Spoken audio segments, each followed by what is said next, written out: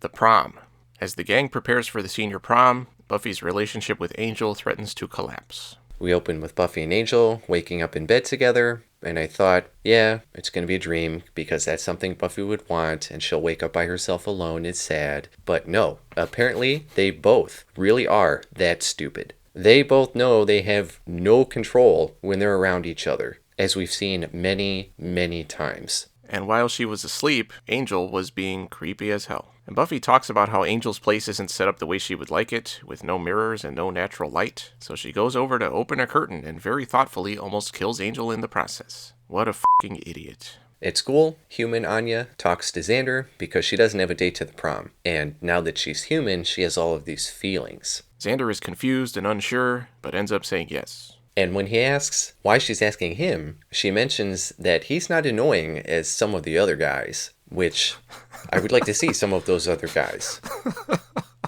And when he informs the rest of the gang, for some reason, no one tells him it's a bad idea, or what the is wrong with you, or anything like that. They just kind of go along with it. Back in Angel's lair, he finds a reminder that he is dating an immature high schooler. He's visited by Joyce to discuss Buffy spending the night, and I'm not sure what defines daylight or natural light in this show because there are quite a few windows, and there's quite a bit of light in this area, but he doesn't seem bothered by it. Joyce notices the manacles on the wall, and I wondered exactly what her conclusions were. I thought she was going to bring it up, but she never did. She says she's worried about the two of them, and Buffy in particular, because they're from different worlds, and Buffy's just a young girl. I thought that other than the no true happiness thing, it seemed like they could deal with things, but even Angel seems to be having reservations. Maybe we'll get lucky and he'll leave Sunnydale altogether and go to Los Angeles or something. That would be sweet. At the library, Giles says he doesn't know what demon Mayor Elbrun is going to transform into, and the pages that Willow snagged are not that helpful. Buffy and Willow keep trying to talk about dresses for the prom,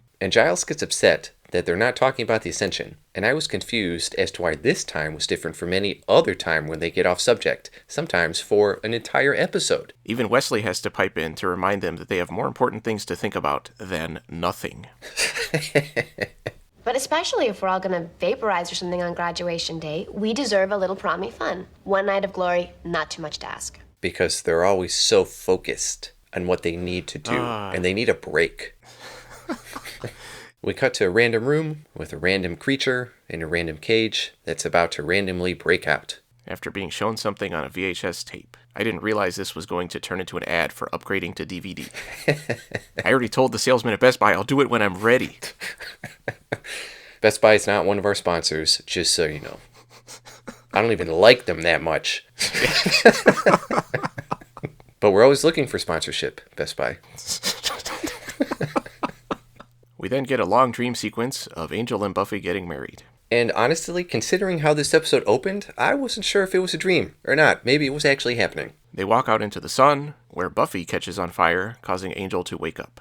So unfortunately, it didn't actually happen. That night, Buffy and Angel are on patrol, seeking out a vampire who ran away, and Buffy is really working to follow her regular MO and just let the vampires get away without actually doing any work. Couldn't we just let this be the vamp that got away? We could say he was this big. And she shows how much she's learned about being silent and focused by telling Angel that he needs to get a tuxedo for the dance. And he even tells her, "We have more important things to think about right now than a dance, Buffy." Sorry, Giles. And then she mocks him for it. What a mature, thoughtful girl. And she, the most indirect person of this entire show, demands that Angel be direct with her. No, if you have something to say, then say it. Angel, drop the cryptic. But as we have seen from the entire show up to this point, that would be impossible. And wouldn't it make more sense to have this conversation not in a sewer? They already killed the vampire. They don't really have a lot of free time, like waking up in bed together or anything like that. They have a long, drawn-out argument about how Angel thinks they should break up, without actually discussing things, showing how strong their relationship was in the first place. He says he's leaving Sunnydale after the Ascension, and I suspected at this point there would probably be a scene with Buffy sitting alone all teary-eyed while Mouth Keys was singing about mind doors and everyone else was dancing together at the prom. Buffy goes to Willow and says she thinks Angel might have been right that they should break up, and she cries. But Willow seems most concerned that Angel broke up right before the prom, instead of, the important things going on here. These characters are very well adjusted, and then the demon in the cage breaks out. But we cut away, again, very quickly, without learning anything else. To Xander going to the dress store and finding out that Cordelia works there because her dad cheated the IRS and they lost their house and their money. Apparently for Cordelia, though, that's not as important as buying a dress. The first line of my wrap-up is, stop thinking about the prom.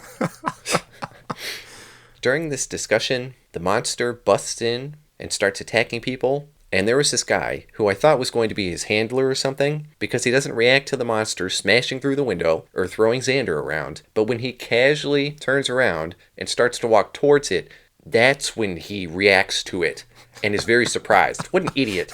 And he completely deserved to get mauled. And on the way out, the monster passes some dude who's just watching the whole thing. In the library, the gang reviews the security footage, and Wesley and Giles identify it as a Hellhound, a brain-eating monster bred for war.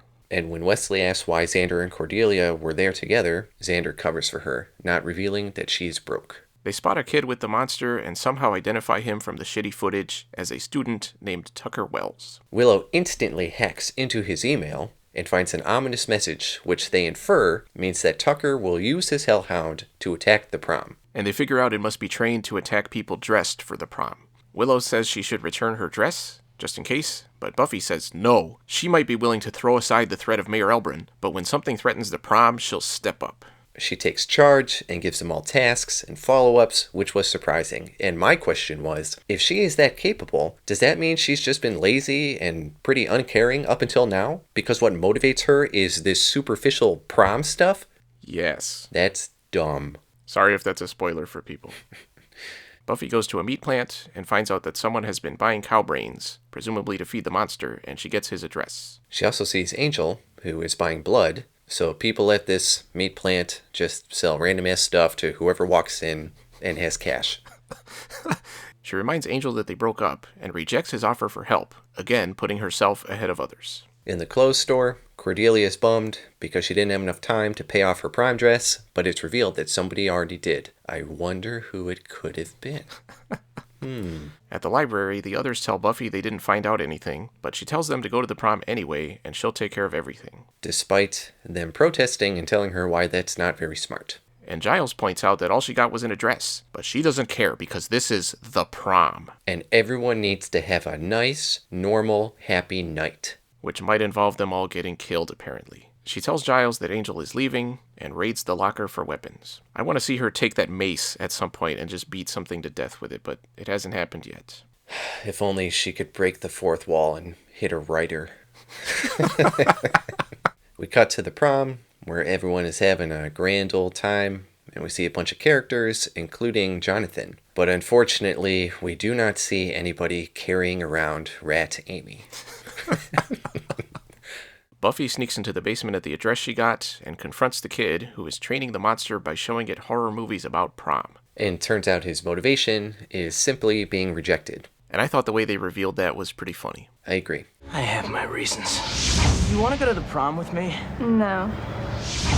Buffy easily overpowers him, but it's revealed that he has already let 3 Hellhounds loose. Why were they in a different room, and why did he let 3 out but not the last one? She somehow manages to track them down over the course of a very short commercial break and kills all of them before they can bust into the prom. It was pretty anticlimactic. Agreed. After dumping the bodies of the Hellhounds in a not really concealed spot, she dons her formal wear and enters the prom. And I was hoping that she remembered to kill the 4th Hellhound that was still in that cage at some point. I didn't even think about that. Xander is there listening to Anya go on about her history of killing people, and Wesley walks around with Cordelia. When the prom awards are given out, we actually see one of those people Anya was talking about earlier who is more annoying than Xander. And surprisingly, she was right. I was really hoping that kid would die before the episode was over, but it didn't happen. Well, this role killed his career, so I guess that kind of worked. And as they go down the list of awards, Jonathan announces one for Buffy. He says she wins the Class Protector Award and gives a very heartfelt speech. Turns out people have noticed that she's always saving everyone from monsters. And I thought the scene should have been funny, but I thought it was kind of dumb. I appreciated the joke about the mortality rate, though. The class of '99 has the lowest mortality rate of any graduating class in Sunnydale history. She got an umbrella? Yeah. What does that Does that symbolize something? Yeah, protecting you from the rain. But she's the protector. She doesn't need the umbrella. It shows that she is the umbrella. It's symbolic. Later, a bunch of bored-looking students dance. And we get a joke where Wesley finally decides to act and ask a high schooler to start dating him, which everybody else seems okay with. And he's not even a teacher at this school. Are there other staff members at this prom going, who is that weird adult? And why is he now dancing with one of our students? Angel shows up and somehow gets in, even though he probably didn't have a ticket. I'm assuming he just killed somebody outside. And he asks Buffy to dance, saying it's just this once. So it's been half an episode, and he's already back. The prom. Overall, this episode would be really enjoyable for you if all you were focusing on was Buffy getting her one special moment and being happy about all the sweet moments the characters have. But in the context of everything that's happening outside of this episode, this one was not very good. This type of episode is in most teenage young adult drama shows, but again, with all of the other shit going on at this point, in this show, it didn't work. Maybe if it had happened in a slower point, when world-ending threats weren't going to happen the next day. Buffy hitting the theme of this episode with a goddamn jackhammer the entire time was way too much and really made her look stupid. And it doesn't help that you have characters in the show itself saying how dumb her actions are and provide much better alternatives, but nothing ever comes of that. And apparently Angel's going to leave after they hopefully take out the mayor. And I wonder if that will actually be the case. And speaking of the mayor, this was another episode right before his big ascension that he doesn't actually show up. And I would have thought Faith might have had a few words to say about how she feels about the prom, but I guess not. I wonder what they were doing this whole time. Probably planning the ascension with no one to stop them. Maybe they were just sitting playing Faith's PlayStation. The whole Hellhound thing felt thrown in because the writers couldn't decide how to insert that element into the story, but felt that they had to because it's Buffy the Vampire Slayer, not Buffy Goes to Prom. And their exit was just as abrupt. The gang's assumptions about Tucker, the Hellhounds, and the prom turning out to be 100% correct without any further investigation needed was pretty ridiculous. And I'm not one of the people who feeds into this special moment of prom thing. Stop thinking about the prom when there's other shit going on that is way more important. that is actually important. I gave this one a D+. I gave it a C-. This was essentially a Buffy-Angel relationship episode for the most part, and we know how good those are. At this point, I can't even be too excited about Angel saying he's leaving, because even seemingly dying didn't keep him away last time. Angel deciding to break up with Buffy came out of nowhere, because we have no insight into what he thinks about anything at any given time, or how he's feeling about anything because he shows no emotion. Buffy putting aside everything to focus on the prom shows that she's right back in the shallows where she was when the entire show started, and even though other characters kept telling Buffy that there were more important things going on, they would then just go along with her, making them all look stupid.